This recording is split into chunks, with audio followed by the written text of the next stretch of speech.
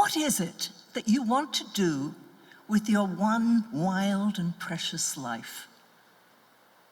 These are words of the poet Mary Oliver, and while I may not have known what exactly I wanted to do, from a very early age, I knew who was in charge of making that decision, and it wasn't any adult. Where did I get this idea? It wasn't from my mother, who tried her best to direct me, dressing me in pretty little dresses and putting ringlets in my hair, only for me to race ahead and climb the gate rather than waiting for her to open it and tear my dress in so doing. Maybe it was from reading the book, The Little Engine That Could. I think I can, I think I can. And I can do most anything if I only think I can. And like the little engine, if I failed first time, I would try again, or try another way, but I would not just give up. When I was 6 or 7, living in a very different kind of small town from today, my mother, with 3 babies at home, sent me the 3 blocks to the grocery store to get some essentials. I had been there with her many, many times, but I had never been there alone. And I was very proud to be invited. I knew exactly where I was going. It was on the right, in the little strip of shops, but I couldn't find it. I went up the road and down the road and up and down. I didn't want to go home and admit that I couldn't do it.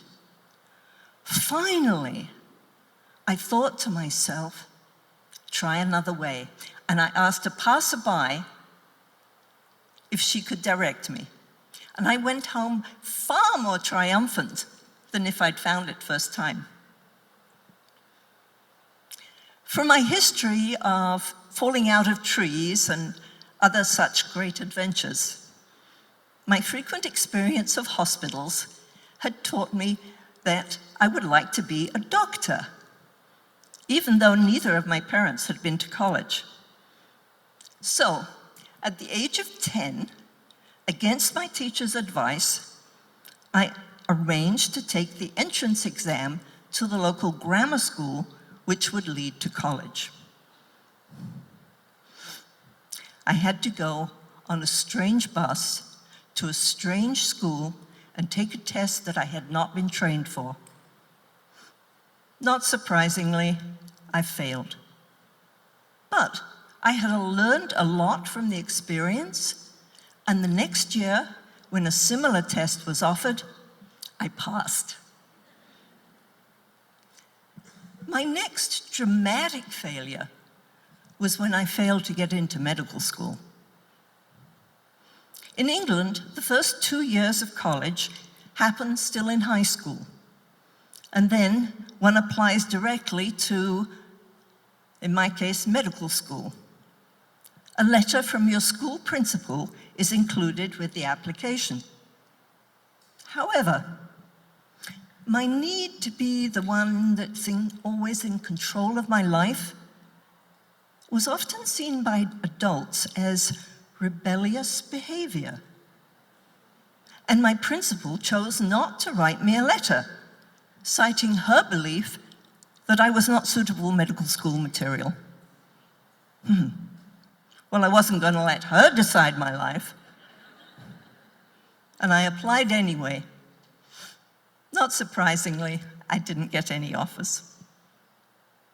We had moved to a new city a couple years before this, and us kids, all grown into teenagers, Mother was having new difficulties making friends. And it didn't help that the women she spoke to, with great pride, said how their daughters were going to the university, and she had nothing to say. So, I had 2 reasons to try again. First, because I don't give up that easily. And secondly, because I needed to give Mother something to be proud of. So I enrolled at the local community college to improve my grades, and because there you could ask any upright citizen to write the letter that went with your application. So I asked the local minister, because he happened to be quite fond of my mother.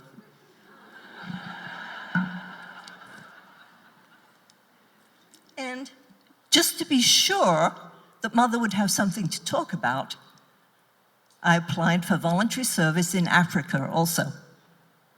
Well, guess what? I got both. I deferred medical school for a year to go and do the voluntary work. It was a wonderful experience, giving me a broad perspective on the world and the people in it. I think never had failing proved so fortunate. I was assigned a teaching position in Abeokuta. The town had an army base, and one young Nigerian lieutenant, Kasaba, who happened to be tall and handsome and loved by everyone in town, took me dancing a few times.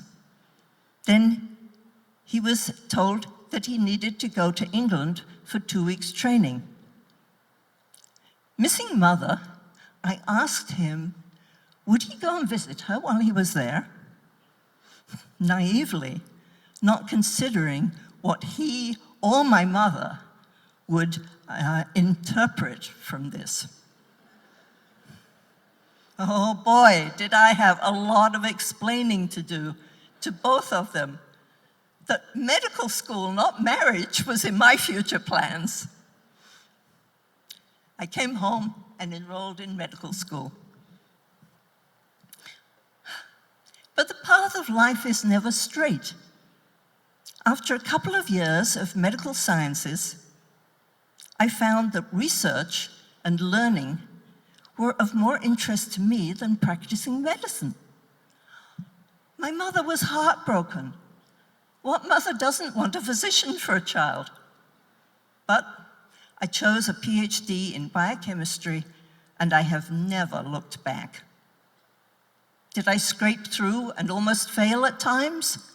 Sure, but I always got up and I always tried again. After graduating, I spent 10 years in Minnesota. I studied the way the body metabolizes drugs, their efficacy and toxicity, and I loved it. Then it was time to move on. My resume was not stellar, and so I received no offers of faculty positions from the Big Ten universities that I applied to. Trying an alternative path, I found that most of these universities had research institutes, and applying to those, I did far better. And I chose the Institute for Environmental Studies at the University of Illinois, Urbana. After a short while, I got an opportunity to start a toxicology program, and with it, to have students. And those graduate students, I taught, if you fail first time, try again, or try another way, but don't just give up. And this is particularly important when what you're doing is research. Another guiding principle that I've found equally important for success in life: identify what you personally do a little better, or with a little more ease, or with a little more joy than others. Maybe many of you, when you were in high school, had the opportunity to choose a sport or a musical instrument, and you probably chose what you could do a little better, or with a little more ease, or with a little more joy than others. This is something that I've tried to instill in myself when facing decision points in life. So, work was going well. But what about the joy of true love? I remember dinner with a physicist who was monosyllabic in all his responses. Do you like a sport? No. What kinds of foods do you like? American. Do you like to dance or listen to music? No. That was a really fun evening. And then I met David. A fast car, and I love cars. A love of nature, and thoughtful discussion about any topic I brought up. We talked until the food grew cold. Within a year, we were married, living on his old oak grove in the southwest of Decatur. He gave me 35 wonderful years, and he died 2 years and 25 days ago today. I miss him like crazy, but I am alive and well. So what next? What, to put it this way, should be my third act in life? Since retiring, I spend much of my time with my fingers in the dirt, learning to be a naturalist. With the help of a few wonderful fellows from the volunteer group Pheasants Forever, I am planning to return my land to the prairie it was before we Europeans invaded. But I think I'm still searching for something more, something that gives back to the world that has given me so much. But I don't yet know what it is.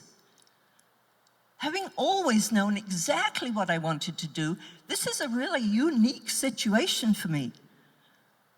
And I can't spend too much time planning because my life is finite. And for you, whatever your age, your life is finite too. Don't spend your time failing and not trying again. Or worse yet, never trying in the first place. Let's each of us remember who is in charge of this one wild and precious life. And I wish you an exciting 2025.